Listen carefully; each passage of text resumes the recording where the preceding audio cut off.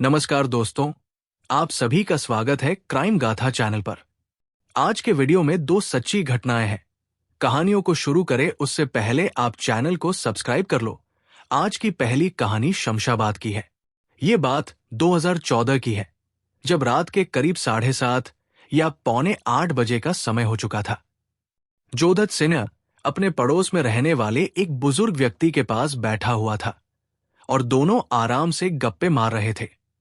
अभी मुश्किल से 10 से 15 मिनट ही बीते होंगे कि अचानक एक तेज आवाज सुनाई दी। ये आवाज किसी बम के धमाके जैसी नहीं थी, बल्कि साफ साफ गोली चलने की आवाज थी। आवाज सुनते ही जोधत सिन्हा चौंक उठा, क्योंकि वो आवाज उसी के घर की तरफ से आई थी। आसपास के लोग जिन्होंने ये आवाज सुनी थी, वे भी अपने घरों से बाहर निकल आए और जोधत सिन्हा के घर की ओर भागने लगे। जोधत सिन्हा भी उस बुजुर्ग व्यक्ति के पास से उठकर तेजी से अपने घर की तरफ दौड़ा।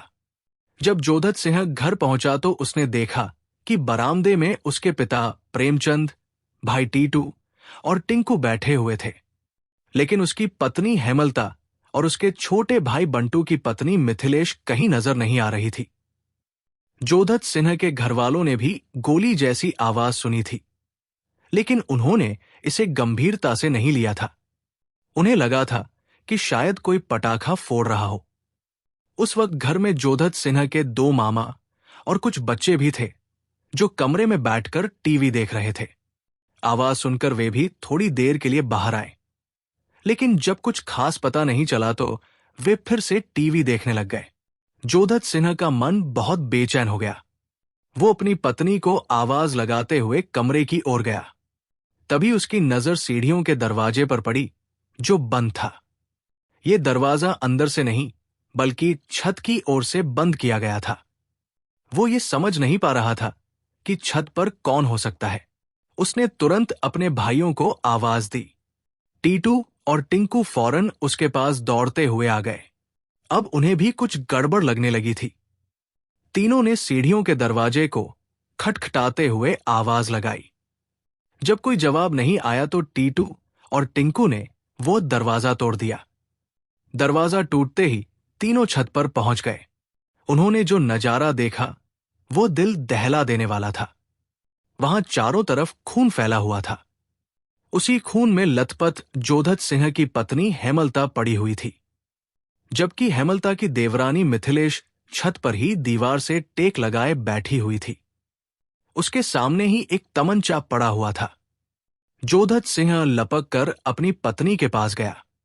उसने लहूलुहान पत्नी को हिलाया डुलाया, लेकिन वो मर चुकी थी। पत्नी को इस हालत में देखकर वो जोर जोर से रोने लगा। टीटू और टिंकू ये बात समझ गए कि उनकी भाभी की हत्या मिथिलेश ने ही की होगी। वे उसे घूर कर देखने लगे। इससे पहले कि दोनों भाई कुछ कहते, मिथिलेश ने झट से सामने पड़ा हुआ तमंचा उठा लिया। उसमें दूसरी गोली भरकर धमकाते हुए बोली कि मेरे पास मत आना, वरना गोली मार दूंगी। डर की वजह से उन दोनों की हिम्मत उसके पास जाने की नहीं हुई। जोधत सिन्हा की रोने की आवाज सुनकर उसके घर के बाहर खड़े पड़ोसी भी छत पर आ गए। उन्होंने भी हेमलता की लाश देखी तो बहुत हैरान रह गए, मगर उन्हें यकीन नहीं हो रहा था कि मिथिलेश, जो हाथ में तमंचा लिए खड़ी थी, वही कातिल हो सकती है। इसी बीच किसी ने पुलिस को फोन कर दिया और शमशाबाद थाने में सूचना पहुंच गई। ये घटना 20 जनवरी 2014 की है। करीब 10 मिनट बाद गश्त पर घूम रहे 2 पुलिसकर्मी वहां से गुजरे तो उन्होंने जोधत सिन्हा के घर के बाहर भीड़ देखी। पूछताछ करते हुए वे छत पर पहुंचे। मोहल्ले के लोग मिथिलेश के डर से ऊपर नहीं जा रहे थे। छत पर जाकर पुलिस वालों को अंदाजा हुआ कि मिथिलेश ने अपनी जेठानी हेमलता को गोली मार दी है। उन्होंने तुरंत थाना प्रभारी अरुण कुमार यादव को फोन करके सूचना दी। मिथिलेश के हाथ में अब भी तमंचा था, इसलिए पुलिस वालों को डर था कि कहीं वह किसी और को न गोली मार दे। उन्होंने उसे समझाने की कोशिश की और कहा कि वो तमंचा नीचे फेंक दे, लेकिन वो कुछ नहीं बोली और सिर्फ लाश को लगातार देखती रही।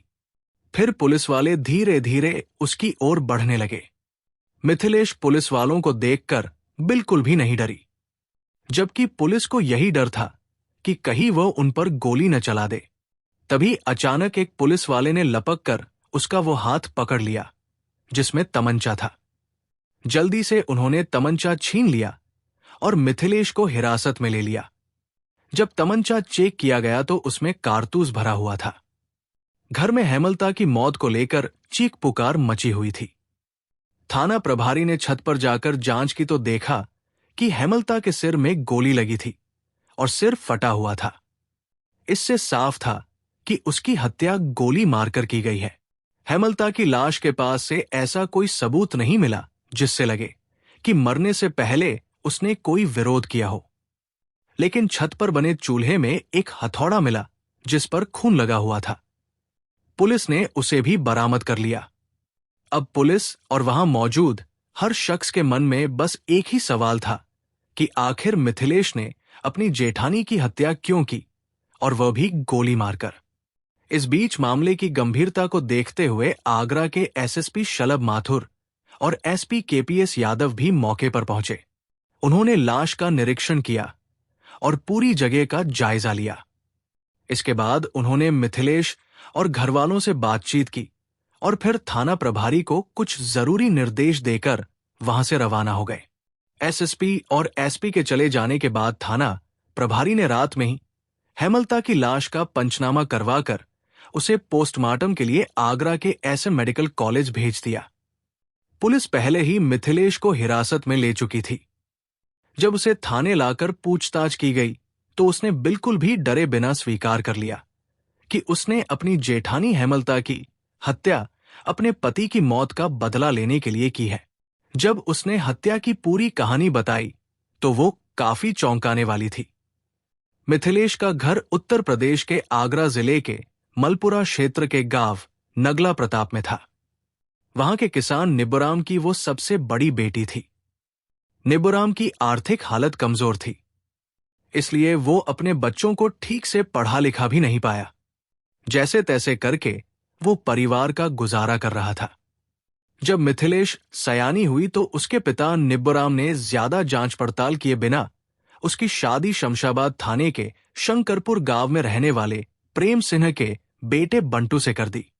शादी एक बिचौलिए के जरिए हुई थी, लेकिन उस बिचौलिए ने बंटू के बारे में सच्ची जानकारी नहीं दी। असल में बंटू कोई काम धंधा नहीं करता था। वो हमेशा अपने पिता और बड़े भाइयों पर आर्थिक बोझ बना रहा। उसकी आदतों में जुआ खेलना, सट्टा लगाना और गांव के लोगों से झगड़ना शामिल था। इन हरकतों की वजह से वो कई बार हवालात भी जा चुका था। शादी के कुछ दिन बाद ही जब मिथिलेश को पति की हकीकत का पता चला तो वो बहुत दुखी हुई। उसके पास अपनी किस्मत को कोसने के सिवा और कोई रास्ता नहीं बचा था। उसने हालात से समझौता करते हुए पति को समझाने की कोशिश की कि वो कोई काम करे, लेकिन बंटू ने उसकी बात को कभी गंभीरता से नहीं लिया। इसी तरह एक एक कर पूरे 10 साल बीत गए। बंटू अब 4 बच्चों का पिता बन चुका था, लेकिन उसने कभी अपनी पत्नी की जरूरतों या ख्वाहिशों की तरफ ध्यान नहीं दिया। बंटू को घर का खर्च चलाने में ज्यादा दिक्कत इसलिए नहीं हुई क्योंकि उसके पिता और भाई जोधत सिंह उसकी आर्थिक मदद करते थे। जोधत सिंह उत्तर प्रदेश पुलिस में घुड़सवार सिपाही था। वैसे जोधत सिंह और बंटू की शादी एक हफ्ते के फर्क से हुई थी। जोधत सिंह की पत्नी हेमलता मलपुरा थाने के पीछे रहने वाले जयंती प्रसाद की बेटी थी। जयंती प्रसाद भी यूपी पुलिस में सिपाही थे।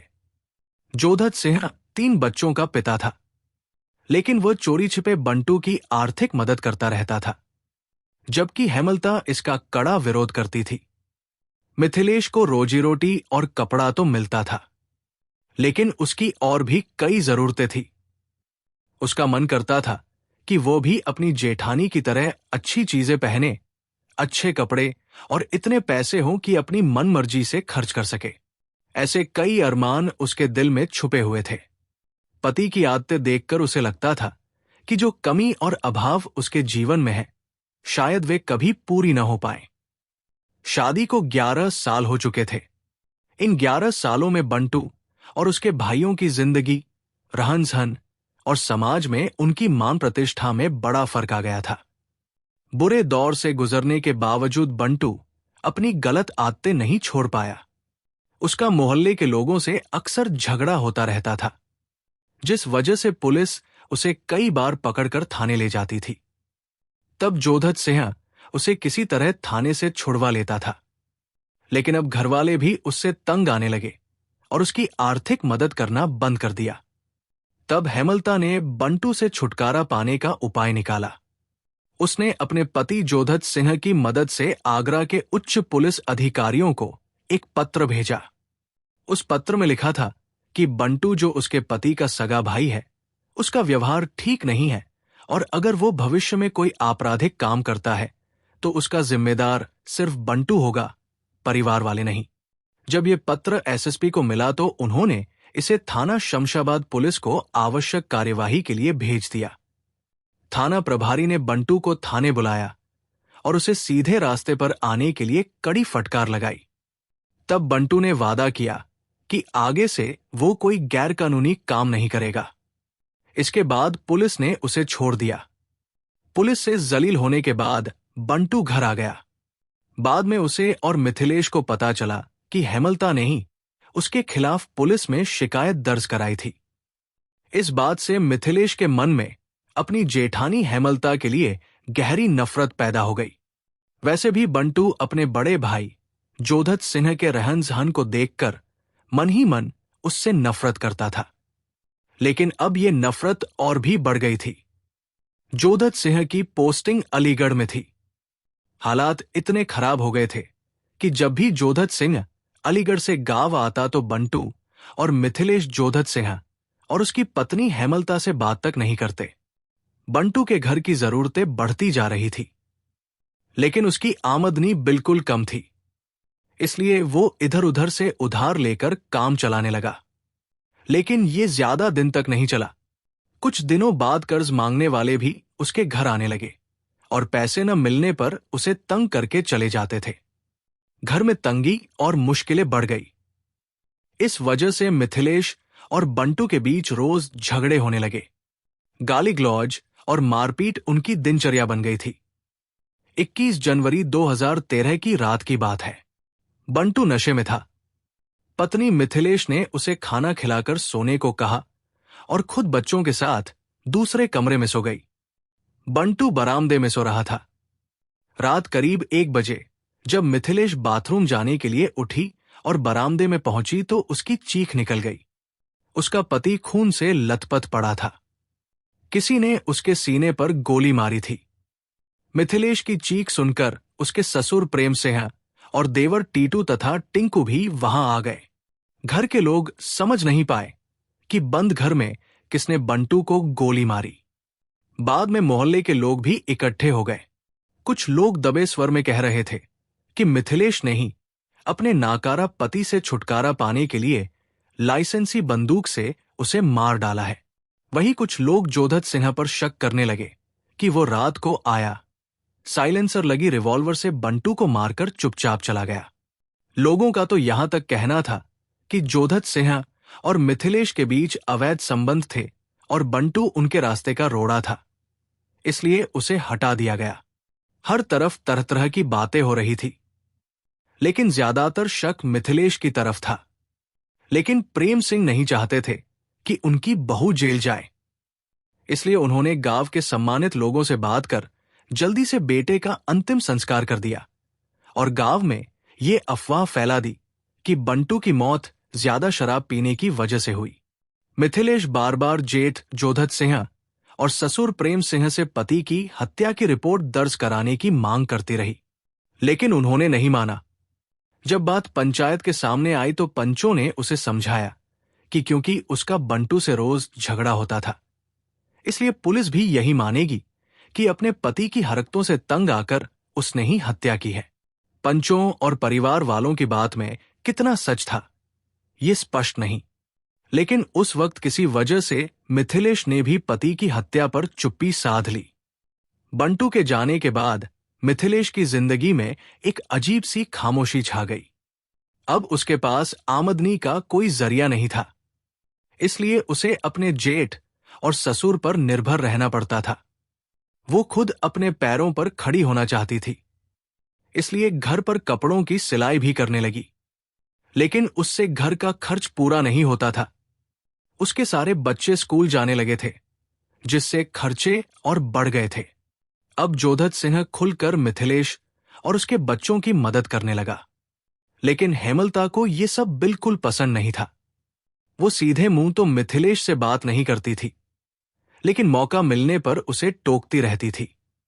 मजबूरन मिथिलेश को यह सब सहना पड़ता था। मिथिलेश के बच्चे भी समझदार हो गए थे। हेमलता उन्हें भी पसंद नहीं करती थी। जब भी हेमलता अलीगढ़ से शंकरपुर आती तो परिवार के बाकी बच्चों के लिए कुछ न कुछ लाती थी, लेकिन मिथिलेश के चारों बच्चों के लिए कभी कुछ नहीं लाती थी। जेठानी का ये बर्ताव देखकर मिथिलेश का दिल भर आता था। जेठानी अपने दबंगपन का दिखावा इसलिए भी करती थी क्योंकि उसके पिता और पति दोनों पुलिस में थे। साथ ही पति की अच्छी कमाई और बैंक बैलेंस के चलते वो बहुत घमंडी हो गई थी। वो गांव में रहने के बजाय आगरा की किसी कॉलोनी में फ्लैट खरीदने की सोच रही थी। मिथिलेश के सामने तो रोज की रोटी के लिए दूसरों पर निर्भर रहना पड़ता था, लेकिन जेठानी लाखों रुपए के मकान और गहने खरीदने में लगी रहती थी। मिथिलेश को यह बात बर्दाश्त नहीं थी, लेकिन उसे सबसे ज्यादा दुख जेठानी के सार्वजनिक तौर पर उसे अपमानित करने का होता था। देवरानी और जेठानी के बीच चल रही लड़ाई पर न तो जोधत सिंह ध्यान देता था और न ही उनके पिता। इस वजह से मिथिलेश बहुत कुंठित और परेशान हो गई थी। मिथिलेश अभी तक पति की रहस्यमय हत्या का सदमा नहीं भूल पाई थी। उसका मन जेठानी को सबक सिखाने का चाहता था, लेकिन बच्चों के भविष्य को सोचकर वो खुद को रोक लेती थी। जोधत सिन्हा के बच्चों की छुट्टियां हो गई थी, तो उसने परिवार समेत अपने गांव जाने का फैसला किया। वो कई महीनों से घरवालों से नहीं मिला था। छोटे भाई टिंकू के लिए भी रिश्ता तय करना था। टिंकू नेवी में था और उसकी पोस्टिंग सऊदी अरब में थी। उसे आगरा में फ्लैट भी लेना था और दिवंगत भाई बंटू की पहली बरसी में शांति पाठ में शामिल होना था। 18 जनवरी की शाम को जोधत सिंह पत्नी और बच्चों के साथ आगरा से निकल पड़ा। पत्नी की जिद पर पहले ससुराल जाना पड़ा। अगली सुबह करीब 11 बजे बच्चों को ननिहाल में छोड़कर जोधत सिंह ने अपने लिए फ्लैट तलाशना शुरू किया। बाइक लेकर वो हेमलता के साथ देवरी रोड की कॉलोनी में गया और वहां एक फ्लैट पसंद कर बयाना भी दे दिया। फ्लैट का सौदा पक्का होने की खुशी में जोधत सिंह और हेमलता ने बाजार से मिठाई खरीदी और फिर मलपुरा की तरफ चल दिए। हेमलता ने अपने मायके वालों का मुंह मीठा कराया। करीब आधे घंटे बाद वे शंकरपुर के लिए रवाना हुए और शाम करीब 6 बजे वहां पहुंच गए। घर पर जोधत सिन्हा के 2 मामा भी आए हुए थे। एक अपनी बेटी के लिए रिश्ता देखने आया था, जबकि दूसरा दवाई लेने के लिए था, क्योंकि 2 दिन बाद दिवंगत भांजे बंटू की बरसी थी। दोनों वहीं रुक गए। घर पहुंचकर हेमलता और जोधत सिंह ने सभी का अभिवादन किया और हल्की फुल्की बातचीत हुई। हेमलता सास और देवरों से बातों में व्यस्त हो गई, जबकि जोधत सिंह पड़ोसी बीमार बुजुर्ग के पास जाकर अलाव पर हाथ सेंकने लगा। बातचीत के दौरान हेमलता ने बाइक की डिक्की से लड्डुओं का डिब्बा मंगवाया और फ्लैट खरीदने की बात कहते हुए सबका मुंह मीठा कराया।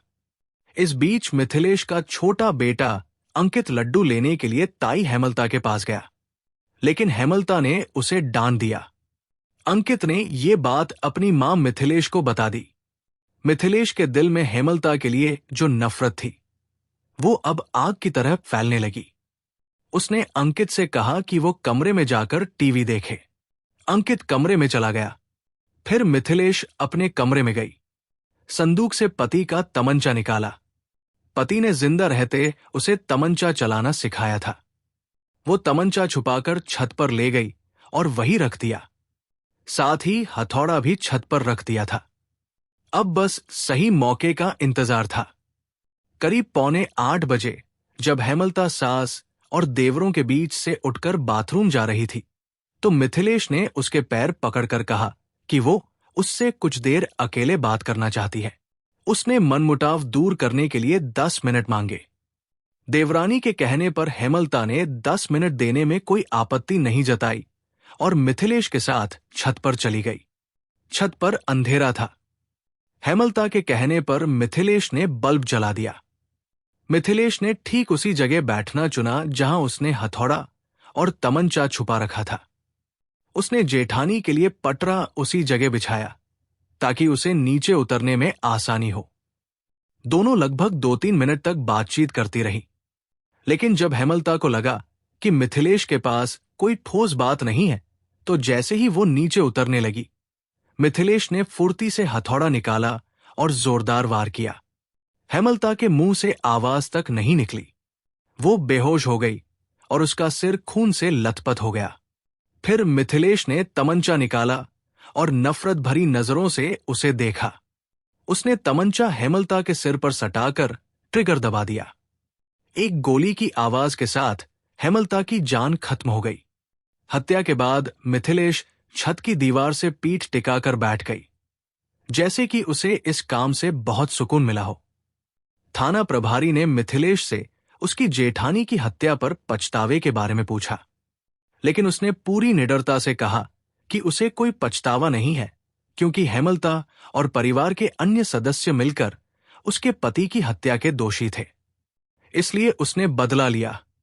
पूछताछ के बाद मिथिलेश को न्यायालय में पेश कर जेल भेज दिया गया। उसकी 4 बच्चों की जिम्मेदारी अब उनके दादा दादी के कंधों पर आ गई। आज की दूसरी कहानी है उत्तर प्रदेश के बांदा जिले से। ये कहानी एक ऐसी घटना की है जो गांव की चौपालों और गलियों में लंबे समय तक चर्चा का विषय बनी रही। बात उस दिन की है जब बृजमोहन मिश्रा अपने गांव बड़ोखर बुजुर्ग में दाखिल हुआ। जैसे ही वो गांव की गलियों से गुजर रहा था, एक नीम के पेड़ के नीचे बैठे कुछ ग्रामीणों में खुसर पुसर शुरू हो गई। एक बुजुर्ग ने जोर से कहा, अजी, खुसर पुसर क्यों करते हो? मिश्रा जी क्या नहीं जानते? बेचारे लाचार है, घरवाली से डरते होंगे। एक युवक ने हंसते हुए तंज कसा, राम जाने डरते हैं या दबते हैं, सारी दुनिया का इलाज करते घूमते हैं, लेकिन अपनी घरवाली का इलाज नहीं कर पाते। एक और युवक ने व्यंग्य में कहा, डॉक्टर साहब बाहर गए नहीं कि इलाज शुरू। इनके पास नहीं, उसका इलाज तो जवान मर्दों के पास है और उसने बखूबी ढूंढ भी लिया है। ये सुनते ही वहां हंसी का तूफान सा छा गया। ये हंसी बृजमोहन के कानों में पिघले शीशे की तरह उतर रही थी। उसका तन बदन जल उठा था। मन तो किया कि वह इन तानाक्षों के मुंह नोच ले, लेकिन उसे अपनी स्थिति का एहसास था। वो चुपचाप लंबे कदमों से अपने घर की ओर बढ़ चला। ये कोई नई बात नहीं थी। उसकी पत्नी गीता को लेकर गांव में इस तरह की बातें आम हो चुकी थी।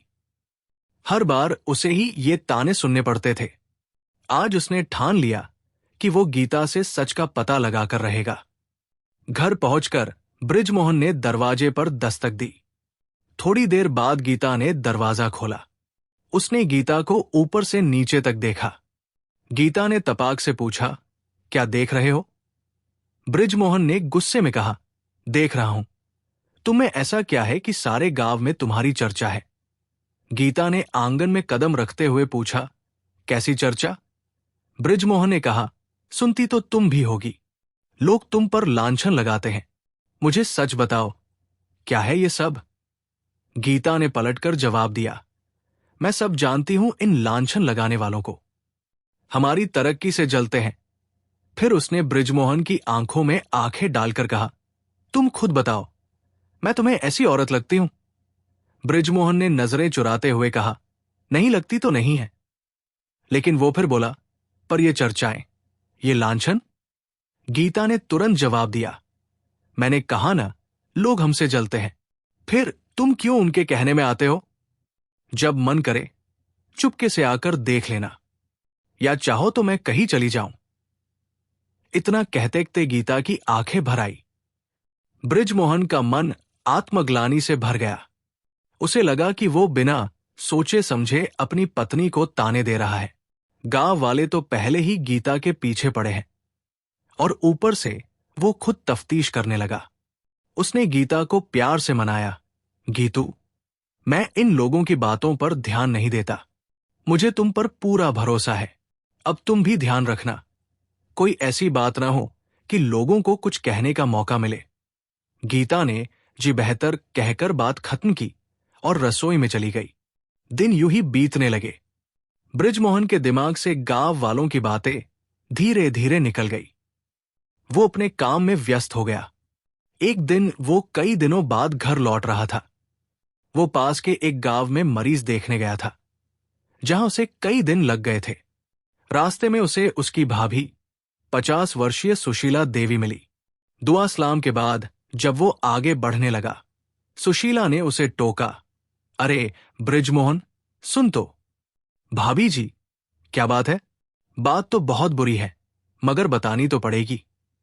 बृजमोहन ने झुंझलाते हुए पूछा, हुआ क्या? सुशीला ने कहा, मुझे कहते बुरा लग रहा है, तुझे सुनते बुरा लगेगा। गीता को लेकर गांव में ऐसी ऐसी बातें हो रही हैं कि हमारा सिर भी शर्म से झुकने लगा है।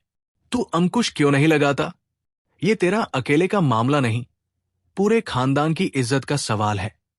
बृजमोहन ने पूछा, अब हुआ क्या, ये भी बता दो। सुशीला ने कहा, तेरी बहू का नाम कभी किसी के साथ तो कभी किसी और के साथ जोड़ा जाता है। अब तो हद हो गई। तू ये घूमना फिरना छोड़ और गीता पर ध्यान दे। उसे हाथों में पकड़ने की कोशिश कर। बृजमोहन ने कहा, मैंने उससे पूछा था, मगर। सुशीला ने बीच में टोकते हुए कहा, अरे मेरे भोले देवर, चोर कभी कबूलता है कि उसने चोरी की? वो तो 10 रास्ते बताएगी। बृजमोहन ने कहा, ठीक है भाभी जी, मैं ध्यान रखूंगा। वो जला भुना सा अपने घर की ओर चल दिया। घर पहुंचते ही गीता ने हंसकर उसका स्वागत किया। उसकी हंसी देखकर बृजमोहन और भड़क गया। गीता ने उसके बदले तेवर देखकर समझ लिया कि जरूर कुछ गड़बड़ है। बृजमोहन ने बैग रखते हुए कहा, गीता, मैंने तुमसे कहा था कि मुझे कुछ सुनने को न मिले, मगर आते ही फिर वही किस्से कहानियां शुरू। गीता ने पूछा, अब क्या हुआ? बृजमोहन ने कहा, सुशीला भाभी कह रही थी। गीता ने तुरंत बात काटी, सुशीला भाभी ने क्या कहा? वो खुद क्या कम है लगाई बुझाई में? बृजमोहन चीखा, गीता, बुरा लग गया न भाभी की बुराई सुनकर? गीता ने आंसू भरी आंखों से कहा, तुम्हें भाभी की बुराई क्यों सुनूं? तुम जानते हो, तुम्हारी प्यारी भाभी सबसे ज्यादा हमसे जलती है। दूसरों की जलन तो साफ दिखती है, मगर तुम्हारी भाभी बोलती मीठा है और काटती तीखा। विश्वास न हो तो कुछ दिन रुककर देख लो। वैसे मैं तो घोषित बुरी हुई। गीता की आंखें फिर भर आई। बृजमोहन का दिल पिघल गया। उसे लगा कि वो बेकार में अपनी भोली भाली पत्नी पर शक कर रहा है। बात आई गई हो गई, मगर बृजमोहन के दिमाग में एक बात घर कर गई कि कहीं न कहीं कोई चिंगारी जरूर है, जिसे ढूंढना जरूरी है। उसने तय किया कि इस बार वो मामले की तह तक जाएगा। कुछ दिन बाद जब वो बाहर जाने लगा, उसने गीता से कहा कि वो 2-3 दिन में लौटेगा। मगर वो घर से निकलकर चुपके से अपने चचेरे भाई श्यामलाल मिश्रा के घर जा छिपा। सुशीला देवी खत्ते में कूड़ा डालने गई तो लौटकर उसने बृजमोहन को बताया कि वो चेक कर ले, गीता के साथ कोई है, क्योंकि घर पर बच्चे नहीं हैं और दरवाजा अंदर से बंद है। बृजमोहन ने अपने घर के दरवाजे पर दस्तक दी। कुछ पल बाद गीता दरवाजे पर थी। उसने हैरानी से पूछा, तुम तो कह रहे थे कि 2-3 दिन में आओगे? बृजमोहन ने कहा, हां, मगर एक काम याद आ गया, इसलिए लौट आया। वो घर में दाखिल हो गया। उसे लग रहा था कि आज सच्चाई सामने आ जाएगी, मगर गीता के चेहरे पर जरा भी घबराहट नहीं थी। बृजमोहन ने कागज ढूंढने के बहाने सारा घर छान मारा, लेकिन उसे कुछ नहीं मिला। गीता ने तंज कसते हुए कहा, क्यों जी, कागज मिला या कोई और मिला? बृजमोहन ने पूछा, क्या मतलब? गीता ने कहा, गांव वाले और तुम्हारी भाभी कहती है न कि मैं तुम्हारे पीछे किस किस को बुलाती हूं। देख लो, सारा घर पड़ा है। बृजमोहन शर्मिंदा हो गया। उसे अब सुशीला देवी पर गुस्सा आ रहा था। सुशीला ने तो पक्की खबर दी थी, मगर यहां तो कुछ नहीं मिला। उसे लगा कि गीता सही कहती है, गांव वाले और उसकी भाभी उससे जलते हैं। बृजमोहन अब गीता पर पूरी तरह यकीन करने लगा था। उसे लगने लगा कि गांव वाले और उसकी भाभी सुशीला देवी उसकी तरक्की से जलते हैं, इसलिए उसकी पत्नी पर झूठे लांछन लगाते हैं। वो गीता के प्रति निश्चिंत हो गया और अपने काम में पहले से ज्यादा व्यस्त रहने लगा। उधर सुशीला देवी और श्यामलाल को बृजमोहन का बदला हुआ रवैया देखकर दुख भी होता था और गुस्सा भी आता था। सुशीला ने हमेशा बृजमोहन को बेटे की तरह माना था। जब वो छोटा था तब सुशीला ने उसे गोद में खिलाया था, मगर अब वही बृजमोहन उसे दुश्मन समझने लगा था। इस तनाव के चलते बृजमोहन को परिवार से अलग कर दिया गया। अब वो सुशीला के मकान से कुछ आगे वाले मकान में रहने लगा। गीता इस बात से बहुत खुश थी। उसे लगता था कि अब वो पूरी तरह आजाद है। एक दिन सुशीला खत्ते पर कूड़ा डालने गई। लौटते वक्त उसने बृजमोहन का बाहरी दरवाजा खुला देखा। उसे लगा कि शायद बृजमोहन घर पर है। वो तसला बाहरी आंगन में रखकर अंदर चली गई। जैसे ही वो सामने वाले कमरे के दरवाजे पर पहुंची, उसकी आंखें हैरत से फटी की फटी रह गई। कमरे में गीता अपने बंटाईदार शिव मंगल की बाहों में थी। दोनों का दृश्य इतना घृणित था कि सुशीला शर्म और गुस्से से पानी पानी हो गई। उसने गीता को पुकारा, गीता, कौन? गीता और शिव मंगल अचानक घबरा गए। सुशीला को देखकर दोनों कांपने लगे। सुशीला ने दोनों को जमकर खरी खोटी सुनाई। गीता चुपचाप सिर झुकाए सुनती रही, लेकिन शिव मंगल जाते जाते सुशीला को धमकी दे गया। ये घटना मई 2002 के तीसरे हफ्ते की थी। सुशीला ने घर लौटकर अपने पति श्यामलाल को सारी बात बताई। श्यामलाल को बहुत दुख हुआ, लेकिन वो कुछ कर नहीं सकते थे। 27 मई 2002 की सुबह एक नया मोड़ आया। सुशीला देवी सुबह 10 बजे के करीब कूड़ा डालने खत्ते पर गई थी, मगर दोपहर 12 बजे तक वो वापस नहीं लौटी। श्यामलाल चिंतित हो उठे। उन्हें गुस्सा भी आ रहा था। उन्होंने सोचा, कमाल है, 50 से 60 कदम की दूरी तय करने में 2 घंटे। शायद सुशीला गीता को समझाने में लग गई होगी। वो थोड़ा और इंतजार करने लगे। जब सुशीला नहीं लौटी तो वो खुद खत्ते की ओर चले गए, मगर सुशीला वहां कहीं नहीं दिखी। फिर वो बृजमोहन के घर पहुंचा। गीता ने जेठ को देखकर सिर पर पल्लू खींचा और प्रश्नवाचक नजरों से देखने लगी। श्यामलाल ने पूछा, बहू, सुशीला 2 घंटे पहले कूड़ा डालने आई थी, अभी तक घर नहीं पहुंची, इधर तो नहीं आई? गीता ने इनकार में सिर हिला दिया। श्यामलाल की चिंता बढ़ गई। उन्होंने पूरे गांव में सुशीला को ढूंढा, लेकिन उसका कोई पता नहीं चला। सुशीला की गुमशुदगी की खबर गांव में फैल गई। गांव के लोग इकट्ठा हो गए। कुछ लोगों ने सलाह दी कि खत्ते के पास वाले कुएं में भी देख लिया जाए। कुएं में कांटा डाला गया, फिर एक युवक को उतारा गया, लेकिन कुछ नहीं मिला। अब हर कोई चिंतित था कि सुशीला आखिर गई कहां। गांव वालों ने तय किया कि गीता से फिर पूछताछ की जाए। सभी जानते थे कि गीता और सुशीला की हाल में नहीं पड़ रही थी। गांव के समाज सेवी और पत्रकार कृष्ण कुमार द्विवेदी भी वहां पहुंच गए। पूरा गांव गीता के घर में दाखिल हो गया। गीता ने कहा, दीदी तो यहां आई ही नहीं। श्यामलाल ने पूछा, फिर कहां गई? गीता ने जवाब दिया, मुझे क्या मालूम। तभी श्यामलाल की नजर आंगन में रखे एक तसले पर पड़ी। वो चौंक गया और बोला, तुम कहती हो दीदी नहीं आई, तो ये तसला यहां कैसे? सुशीला इसी तसले में कूड़ा डालने जाती थी। गीता ने कहा, मुझे नहीं मालूम, ये तसला गली में पड़ा था, मैंने उठाकर रख लिया। श्यामलाल को कुछ गड़बड़ लगा। वो गुस्से से तिलमिला उठा। गीता ने सपाट जवाब दिया, सारे तसले एक जैसे होते हैं, कोई नाम तो लिखा नहीं होता। उसका जवाब सबको खल गया, लेकिन कोई कुछ कह नहीं सका क्योंकि सबूत नहीं था। आखिरकार गांव वालों ने तय किया कि सुशीला की गुमशुदगी का मामला पुलिस को देना चाहिए। कृष्ण कुमार द्विवेदी की अगुवाई में श्यामलाल और कुछ ग्रामीण थाना गिरवा पहुंचे। थाना अध्यक्ष महादेव सिंह ने मामला गंभीरता से सुना और तुरंत पुलिस बल के साथ घटनास्थल पर पहुंचे। उन्होंने गीता से पूछा, तुम्हारा पति कहाँ है? गीता ने कहा, वो कई दिनों से बाहर गए हैं। फिर पूछा, सुशीला कहाँ है? गीता ने जवाब दिया, मुझे नहीं मालूम। थाना अध्यक्ष ने पूछा, उसका तसला तुम्हारे घर में कैसे? गीता ने फिर वही बात दोहराई कि तसला गली में पड़ा था। महादेव सिंह ने पुलिस कर्मियों को घर की तलाशी लेने को कहा। पुलिस ने चप्पा चप्पा छाना, लेकिन कुछ नहीं मिला। सिपाही शिवदत्त उस कोठरी में तलाशी ले रहा था जहां गोबर के उपले रखे थे। वो एक बार तलाशी लेकर बाहर आ चुका था, लेकिन फिर उसे कुछ ख्याल आया। वो वापस कोठरी में गया और राइफल की बट से उपलों में मारा। उपले भर भराकर गिर गए और नीचे एक छोटी कोठरी दिखी। शिवदत्त ने पुकारा, सर, इधर आइए। महादेव सिंह दौड़ते हुए आए।